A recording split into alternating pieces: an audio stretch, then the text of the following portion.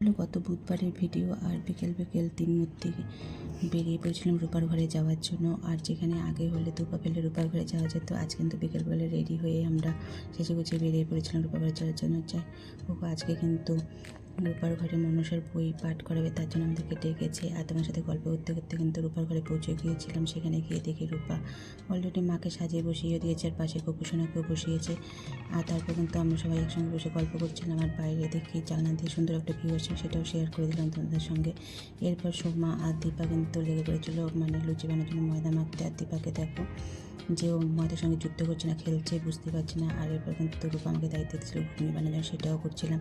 ঘুগনি বানাতে বানাতে কিন্তু যারা না মনসা বই পাঠ করবে তারাও চলে এসেছিলো। আমার ঘুগনিটা এদিকে হয়েও গেছিলো। তারপর কিন্তু সেখানে গিয়ে বেশ কিছুক্ষণ বসে মায়ের যে বই পড়ছিলো সেগুলোই কিন্তু শুনছিলাম, বেশ ভালোই লাগছিলো।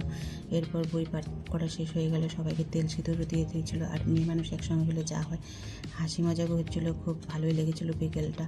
তারপর কিন্তু মায়ের এখানে প্রণাম করে মানে বাকি যে এই বৌদি কিন্তু সমস্ত লুচিগুলো ভেজেছিলো। আর পাশে মানে সবশেষে ঋতু একটু হেল্প করেছিল লুচি ভাজতে।